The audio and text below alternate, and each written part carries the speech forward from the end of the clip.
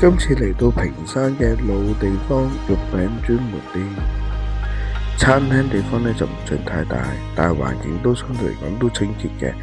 咁裏邊呢仲擺設咗啲相片啦，原來發哥小儀都嚟過。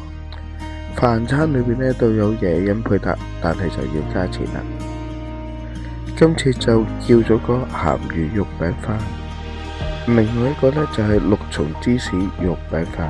佢分開咗2層啦，就用咗6種芝士唔同去煎。呢間餐廳呢就有55種咁多叫餅嘅，過年方法呢就有2種嘅。咁其中一種呢就喺屏山輕鐵站度落車，跟住就向天水圍方向行啦。咁喺輕鐵站嗰邊行過去一直行呢，就會見到個紅綠燈交通位嘅。咁我哋就行過對面呢，就會見到個路牌就屏下路嘅路牌。行咗個對面之後呢，就向右轉行上去啦，就會係一直行到去呢個大灣圍咁樣嘅。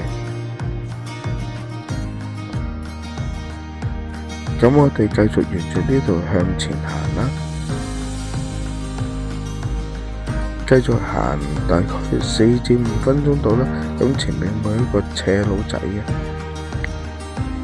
就喺呢個斜路仔啦，跟住就繼續向前行啦。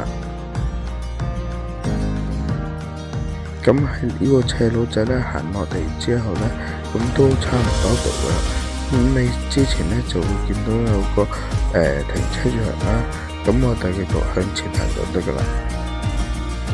咁喺嗰度行過嚟大概1分鐘到呢，就會見到噶啦，好近嘅啫。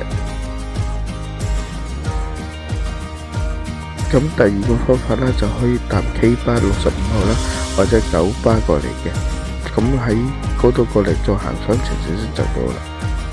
咁 OpenMap 上面都會有個地圖嘅，不過留意翻呢個地圖有少少唔同嘅。